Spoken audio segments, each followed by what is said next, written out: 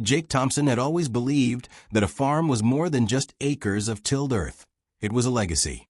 A fourth-generation organic farmer and former military man, Jake poured his heart into Carter Fields, a sprawling homestead that had been in his family for decades. Every sunrise found him tending to his crops and livestock, while every sunset was spent reflecting on the hard-won freedom of rural life. For Jake, Carter Fields was a living testament to independence, hard work, and the rich heritage of self-reliance that had been passed down through generations. The farm's most prized feature was its mosaic of flourishing fields, rows of heirloom tomatoes, corn that swayed in the summer breeze, and fields of golden wheat stretching as far as the eye could see.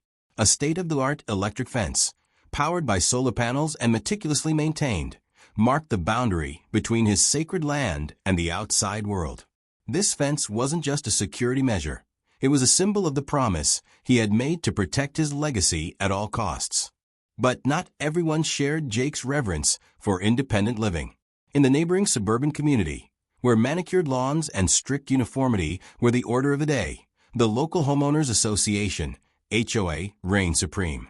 At its helm was Kerren, the self-appointed arbiter of community, aesthetics, and rules. With her perfectly pressed suits and an ever-present clipboard, Kerren prided herself on maintaining what she considered a pristine, orderly neighborhood. To her, every deviation from the status quo was a blemish on the community's image. Trouble first brewed on a cool autumn morning when Jake, making his routine rounds through the fields, spotted a disturbance among his rows of crops. What began as a few flattened cornstalks soon escalated into a full-blown devastation. Entire patches of tender greens and ripening vegetables lay trampled, their once promising yields ruined. Shocked and dismayed, Jake followed the trail and discovered, much to his disbelief, a lone figure meandering through his fields. It was Kerren herself, her heels clicking assertively on the soft earth as she walked with an air of entitlement. "Excuse me," Jake called out, voice firm yet controlled. He stepped forward from behind a scarecrow, his weathered hands gripping the brim of his worn hat. "What in the world are you doing on my property?" Kerren paused, turning slowly. A mixture of indignation and haughty composure played across her face as she replied, "I'm merely ensuring that the fields are kept in line. The HOA guidelines require that all properties maintain a certain level of order and appearance. Your wild, unkempt rows are a violation." Jake's heart pounded. To him, every furrow and every sprout was a testament to his family's heritage and the freedom to grow as nature intended. "These crops are my livelihood," he said, his tone rising. "I work day and night to nurture them, and I don't appreciate you or your association stomping through them like you own the land." Kerren's eyes narrowed imperiously. "Mr. Thompson, the community standards apply to everyone, even you. If you can't abide by the rules, then you must expect consequences. I'm here on behalf of the HOA, and I suggest you take this warning seriously." The confrontation crackled in the crisp air. Neighbors peered from behind hedges and picket fences, murmuring in disbelief as the collision between free-spirited farming and suburban conformity unfolded before their eyes. For Jake, the moment was both a personal affront and a challenge to the very principle of self-determination he held dear. That evening, as he surveyed the flattened rows of his cherished crops and listened to the distant echoes of Kerren's retreating footsteps, Jake vowed that he would not let this injustice stand. His fields were his sanctuary, and he would fight with every resource at his disposal to protect them. The next day brought a heavy drizzle that did little to dampen the fury in Jake's heart. As he made his way to the farmhouse for breakfast, he found an official-looking envelope stapled to his front door. The envelope, emblazoned with the HOA's crest, contained a formal notice accusing him of violating community maintenance standards by allowing his property to remain in a state that jeopardized the neighborhood's pristine image. The letter cited obscure provisions from the HOA's rulebook and threatened a fine of $750 if immediate corrective action wasn't taken. Jake's hands trembled as he read the notice. To him, every rule in that document was an affront to the freedoms that had built his family's legacy. He spent the morning poring over local zoning laws and property rights, quickly realizing that his farm was well within his legal rights. The HOA's edicts, he noted bitterly, were nothing more than arbitrary dictates designed to suppress individual expression. Just as the rain began to ease, a nondescript sedan pulled up to the edge of the farm. Out stepped two uniformed inspectors, clipboards in hand, their expressions as sterile as the rulebook they enforced. "Mr. Thompson," one of them said in a monotone voice, "we're here on behalf of the HOA to verify that your property conforms to community standards." Jake met them head-on, his stance unyielding. "My land is my own, and everything here is managed according to state law and my own traditions," he said firmly. "I have every document to prove that my farming methods and property upkeep are entirely legal." Kerren arrived shortly after, her entrance as theatrical as ever. Clad in a crisp blazer and an array of perfectly coordinated accessories, she surveyed the scene with a self-satisfied smirk. "Jake, you must understand that the HOA is committed to maintaining the standards that make our community beautiful," she intoned.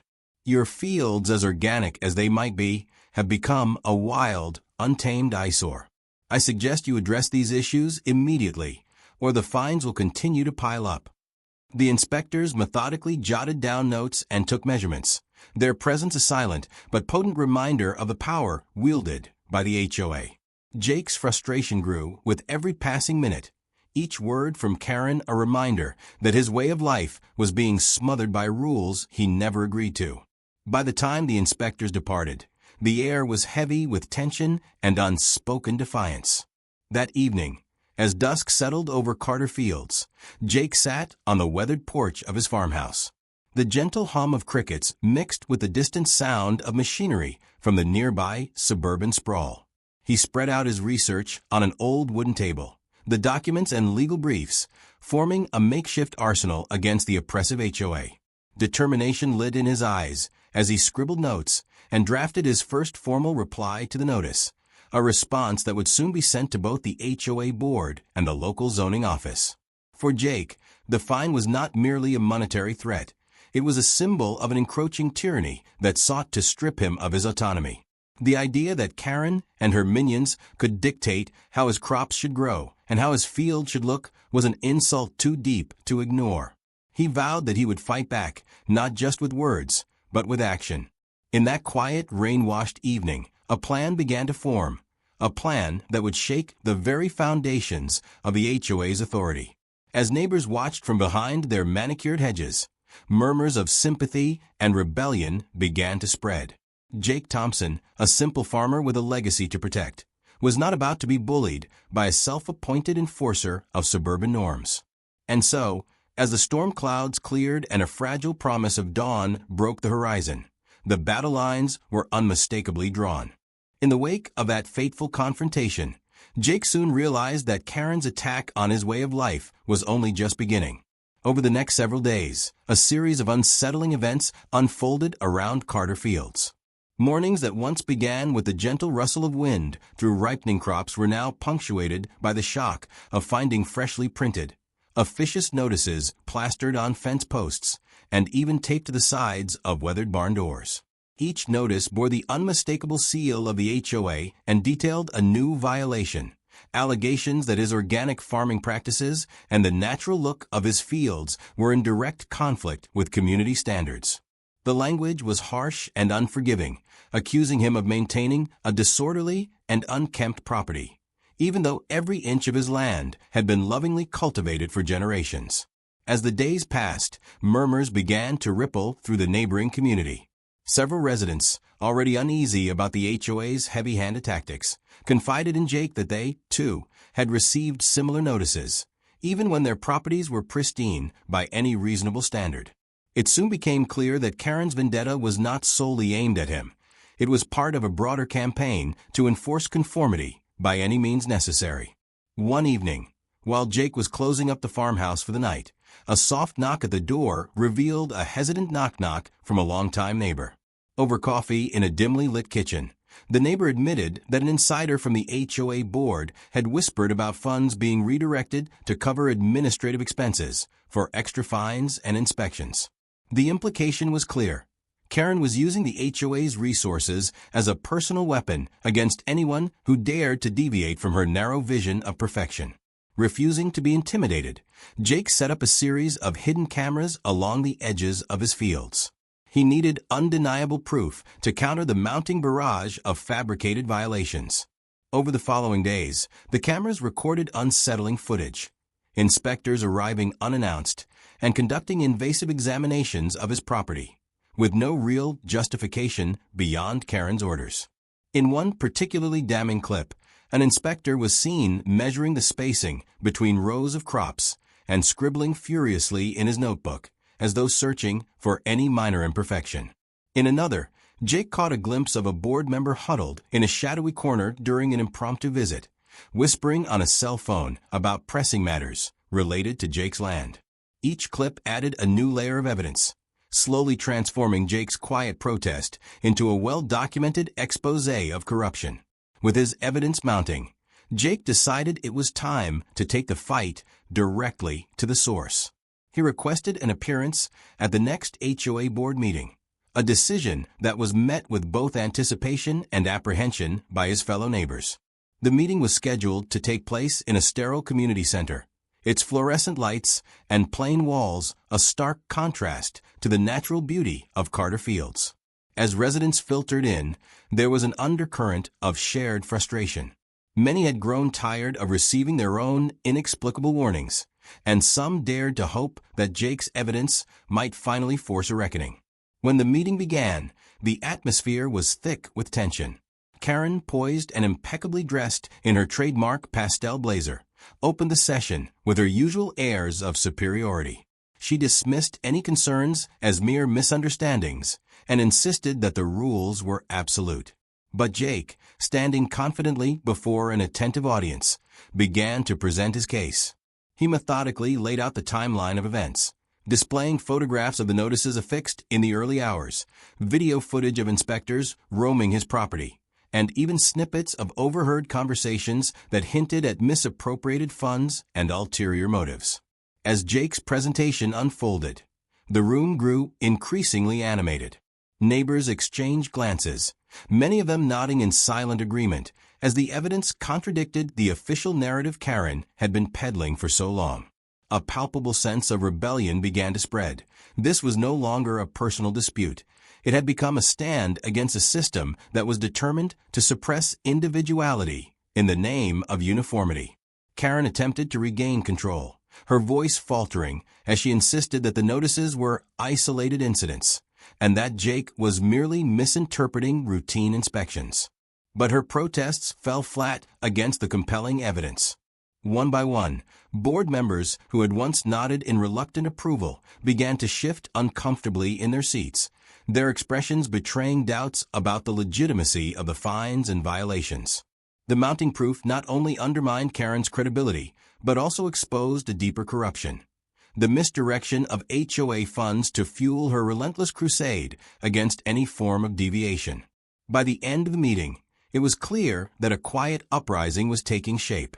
What had begun as an isolated conflict over a few trampled crops had erupted into a full-scale challenge to the oppressive authority of the HOA.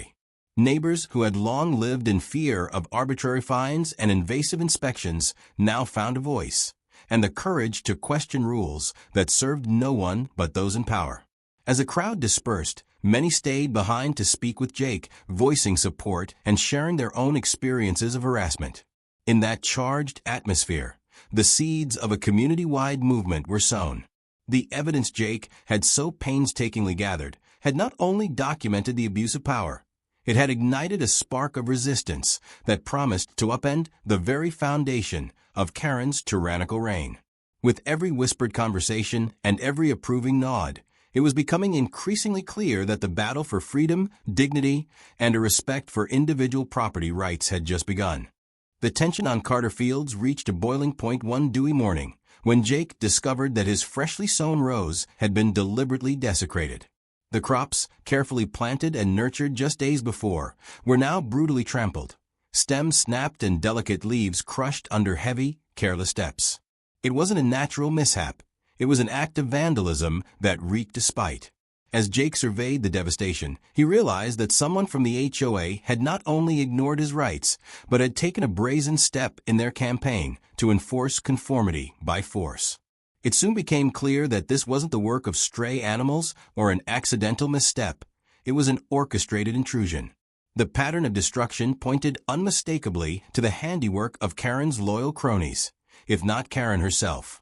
The audacity of their intrusion stoked a deep anger in Jake, and the very sanctity of his fields, the lifeblood of his family's legacy, was being mocked. Determined not to let this desecration go unanswered, Jake knew he had to take bold, creative action. He recalled a long-standing part of his integrated pest management strategy. His band of geese, kept not only for their role in naturally controlling pests, but also for their fierce, protective instincts. These geese were more than just farm animals. They were a symbol of the wild spirit that had long defined Carter Fields. That very afternoon, as Kerren prepared for another routine inspection of his property, Jake made his decision.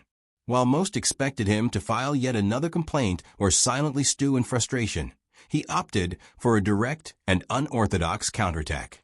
With measured determination, he headed towards the barn where the geese were kept. Inside, the birds honked and shuffled, their eyes alert to every sound. Jake unlocked the barn door and, with a calm yet resolute voice, called them out. At that moment, Kerren arrived with a small entourage in tow, her expression a mix of smug authority and anticipation of another win for the HOA. Expecting to find Jake meekly accepting yet another fine, she was instead greeted by a scene of controlled chaos. As the barn door swung open, the geese burst forth in a flurry of feathers and furious honks. They charged across the trampled rows, weaving between the ruined crops, and made a beeline straight for Kerren and her entourage. What followed was a spectacle that defied the orderly, sanitized image Kerren had always tried to project. The geese, agitated and emboldened, chased after the stunned HOA enforcers. Kerren's carefully cultivated aura of authority began to crumble as she found herself the target of an unexpected, feathered assault. Her entourage scrambled in panic, some trying to shoo the birds away while others retreated hastily, leaving Kerren standing exposed in the middle of her own hubris.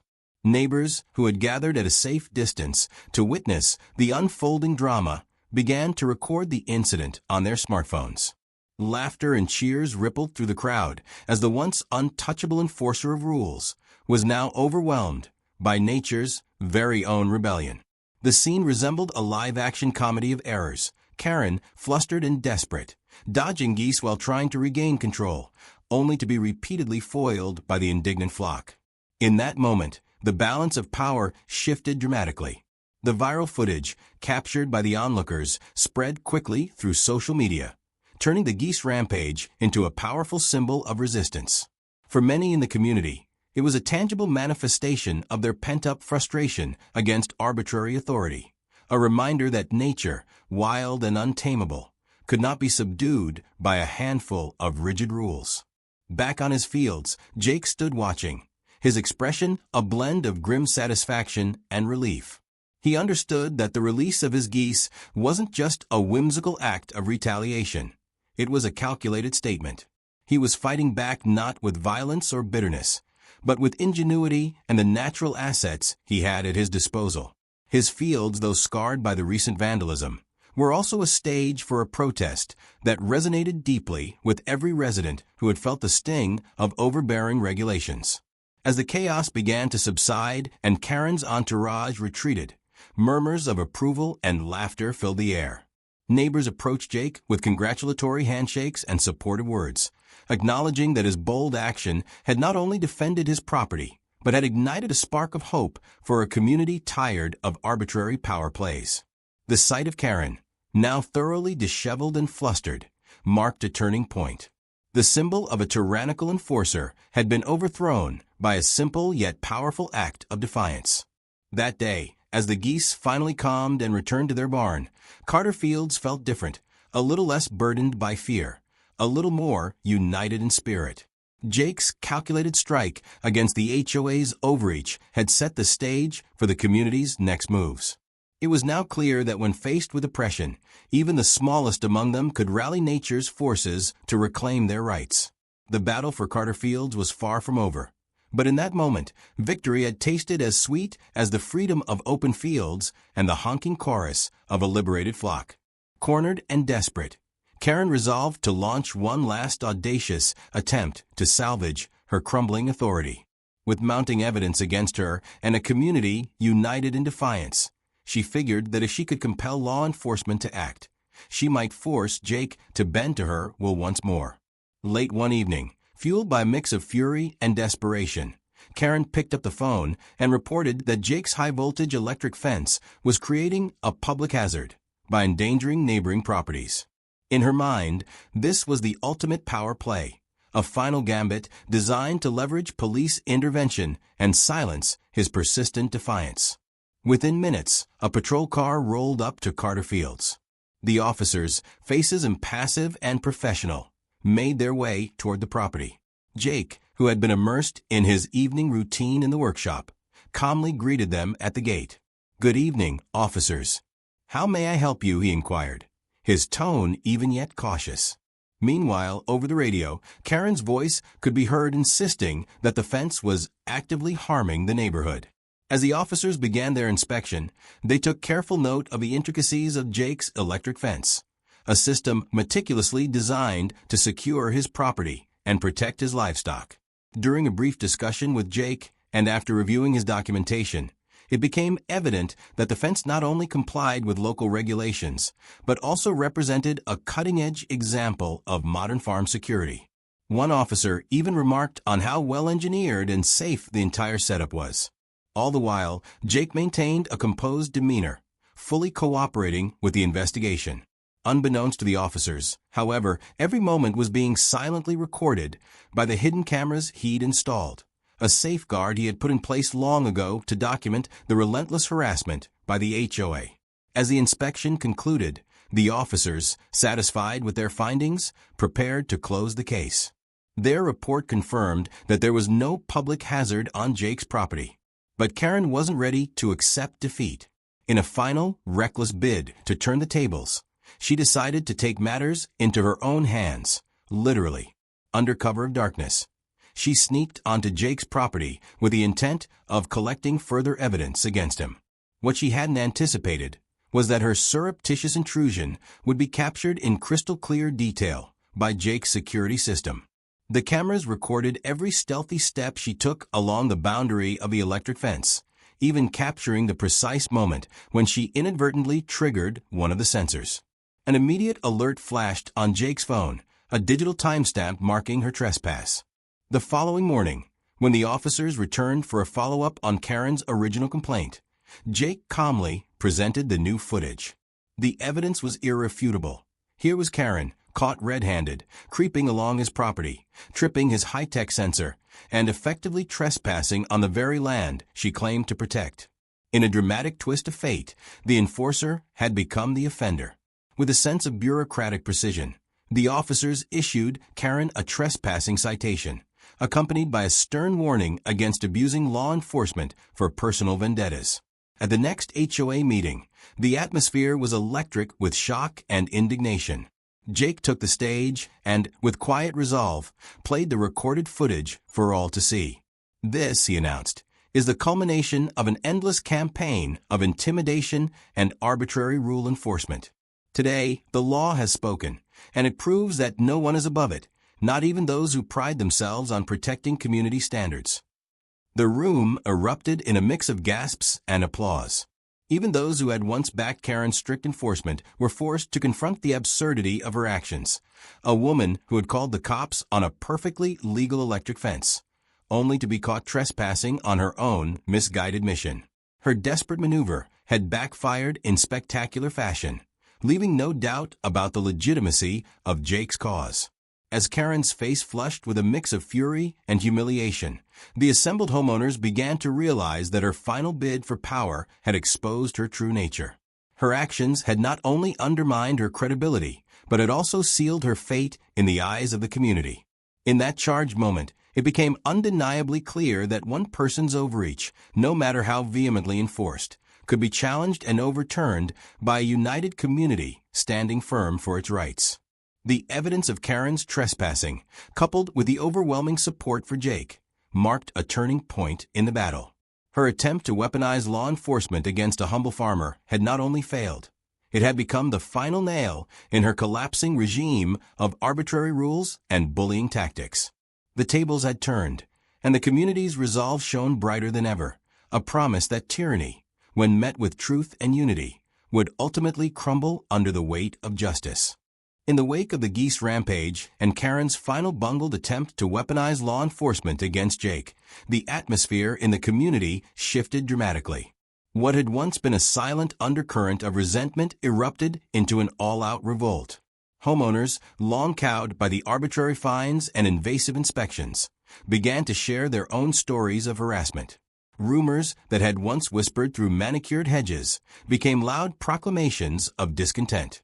Neighbors who had silently suffered under Kerren's unyielding rule now found a rallying cry in Jake's defiant stand. Within days, an emergency town hall meeting was convened at the local community center, a stark, fluorescent-lit hall that suddenly felt charged with a palpable energy of rebellion.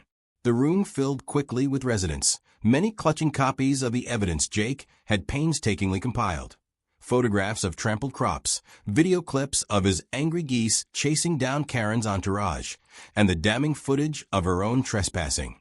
Every screen and every printed document spoke of a consistent pattern of abuse, of a regime that had overstepped every boundary of decency and legality.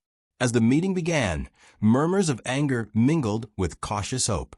Jake took the stage, his presence calm yet resolute, and began to recount the long list of grievances. He detailed how Kerren's petty vendetta had escalated from a single intrusion into a full-blown assault on his family's legacy, describing the deliberate trampling of his newly planted fields as an act of intimidation. His voice, steady and unwavering, resonated with every person in the room. He explained how the Geese release had been a desperate, yet necessary measure, a symbolic act of nature fighting back against forced conformity. One by one, residents stepped forward to share their own experiences. Unexpected fines for aesthetic violations that defied common sense, abrupt utility shutdowns that left families in the dark, and surprise visits from inspectors who seemed more intent on finding faults than offering help. The evidence was overwhelming, and the collective outcry grew louder with each testimony. A sense of unity spread as people realized they were not isolated in their frustrations. They were part of a community that had long been held hostage by an overreaching board led by a single, tyrannical figure. The turning point came when the meeting's moderator, a respected local teacher, called for a vote of no confidence in the current HOA leadership. In an emotionally charged ballot that lasted mere minutes, the overwhelming majority of homeowners voted to remove Kerren from her position as HOA president and to dissolve the existing board entirely. The decision was not just a rejection of Kerren's authority. It was a declaration that no one in the community would tolerate the arbitrary use of power any longer. News of the historic vote spread like wildfire. Local newspapers picked up the story, headlining it as a triumph of grassroots democracy over bureaucratic tyranny. Social media exploded with hashtags celebrating the community's victory, and soon regional news stations arrived to cover the dramatic downfall of the once feared enforcer of suburban uniformity. City officials, alarmed by the scandal and the mounting evidence of corruption, launched an independent investigation into the HOA's practices. It turned out that funds had been misappropriated for personal gain, and several board members were soon facing hefty fines and potential criminal charges. For Jake, the victory was both sweet and bittersweet. While the collapse of the corrupt HOA meant that his land and the rights of every homeowner were once again protected, the battle had come at a personal cost. The long months of stress, countless sleepless nights, and the burden of standing up to an entrenched power structure had taken their toll. Yet, as he sat on his porch one crisp morning, watching the sunrise spill golden light over fields that were beginning to heal from the scars of conflict, he felt a deep, quiet satisfaction. Carter Fields was now his again, free to flourish without the oppressive weight of arbitrary rules. Across the neighborhood, the atmosphere transformed almost overnight. Residents, emboldened by their collective triumph, began to openly discuss plans for revitalizing the community. Where once there had been fear and resignation, now there was hope and a renewed sense of unity. The oppressive shadow that had hung over the neighborhood for so long was finally lifting, replaced by a spirit of self-determination and collaboration. As for Kerren, her fall from grace was as swift as it was public. With the board dissolved and the independent investigation exposing her misuse of power, she found herself isolated and under intense scrutiny. Once the face of the HOA's rigid control, she was now a cautionary tale, a living reminder that tyranny, no matter how deeply entrenched, is ultimately unsustainable. Her reputation lay in ruins, and even those who had once supported her strict enforcement were now turning their backs. In that defining moment, the community not only reclaimed its rights, but also set a powerful precedent. That individual freedom and collective voice would always triumph over arbitrary authority. The downfall of Kerren and the collapse of the oppressive HOA marked the beginning of a new era, one defined by transparency, mutual respect, and the unwavering belief that a united community could overcome even the most stubborn tyrants. In the aftermath of the explosive community uprising, the full weight of the law began to descend on the HOA's corrupt practices. As the news of Kerren's public failures and the mounting evidence of abuse spread, local authorities could no longer ignore the storm of complaints and documented violations. Independent auditors were called in, and a thorough investigation was launched into the HOA's financial records and enforcement procedures. The auditors' findings were damning. Detailed examinations revealed that the HOA board had been misappropriating funds, diverting money meant for community improvements into Kerren's personal coffers and covering up fines that never should have been levied in the first place. The systematic abuse of power extended far beyond the isolated incidents that had sparked the rebellion. It was a pattern of behavior designed to intimidate homeowners and stifle any dissent against Kerren's vision of forced conformity. With the evidence irrefutable, a class action lawsuit was swiftly filed by a coalition of affected homeowners, with Jake's meticulously gathered documentation serving as the backbone of the case. The lawsuit charged the HOA board with fraud, mismanagement, and violations of fundamental property rights. The legal action was not only a bid for financial restitution, but also a demand for accountability and systemic reform. Homeowners, emboldened by their collective victory at the emergency town hall, rallied behind the lawsuit as a final means to dismantle the oppressive regime that had governed their community for far too long. City officials, alarmed by the scandal, took decisive action. Within weeks, heavy fines were imposed on the former board members, and several individuals faced criminal charges for their roles in the widespread corruption. The ruling was a landmark decision, a powerful statement that no organization, regardless of its purported authority, could violate the rights of individual homeowners with impunity. In a sweeping legal verdict, a judge declared that the HOA's practices had not only breached local ordinances, but also infringed upon the fundamental rights guaranteed to every citizen. As the courtroom drama unfolded, Jake made one final power move. During the public hearing, he presented a comprehensive portfolio of evidence: video recordings, photographs of invasive inspections, and the notorious Geese rampage footage. His presentation left little doubt that the HOA's actions were not isolated missteps, but a deliberate campaign of intimidation. In that moment, Jake's calm determination and the undeniable proof he provided became the cornerstone of a legal case, ensuring that the judgment would be both severe and far-reaching. The verdict sent shockwaves through the community, with the HOA board effectively dissolved and its leaders held financially and legally accountable. A new chapter was set to begin. The funds that had been misappropriated were ordered to be redirected toward community development projects and to compensate the homeowners who had suffered under the board's oppressive measures. The legal consequences, combined with the public humiliation of the board's collapse, marked the end of an era of unchecked authority. For the residents, this legal victory was more than just a financial settlement. It was the restoration of their voice and a reaffirmation of their right to live free from arbitrary power. The case became a model of grassroots resistance, a reminder that when a community unites to demand justice, even the most entrenched systems can be dismantled. In the wake of these proceedings, the promise of a fairer, more transparent governance loomed large, setting the stage for a future defined by accountability and respect for individual rights.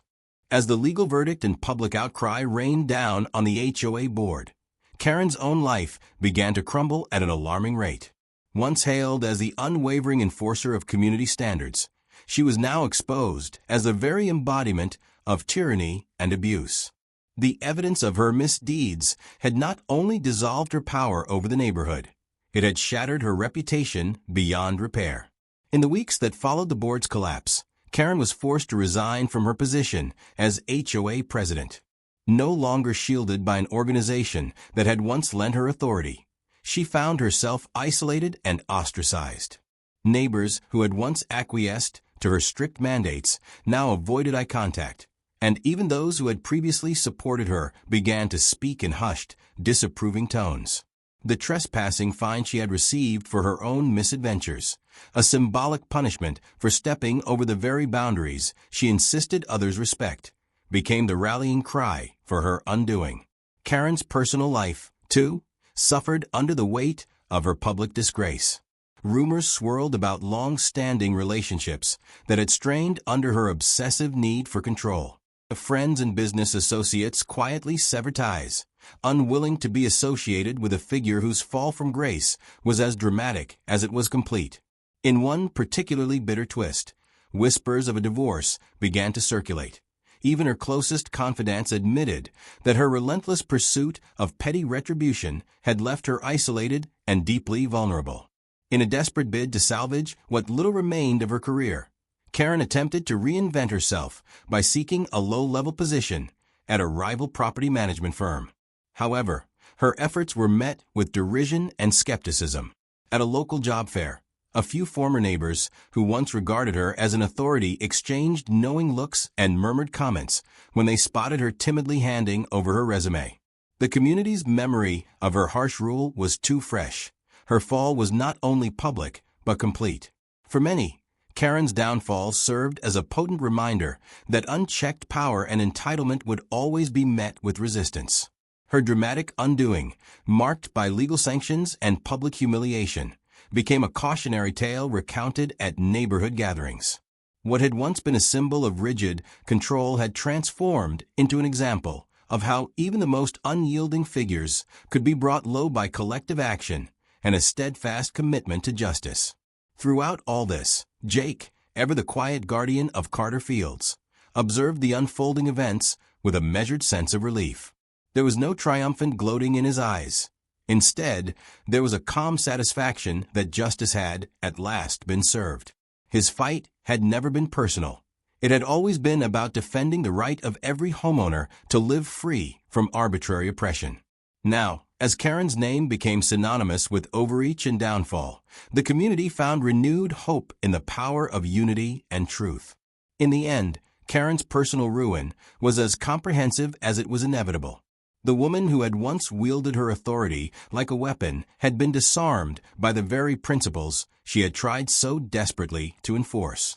Her public humiliation and subsequent attempts at reinvention underscored one undeniable truth, that no matter how formidable a tyrant may seem, a community united by shared values can dismantle even the most entrenched systems of abuse.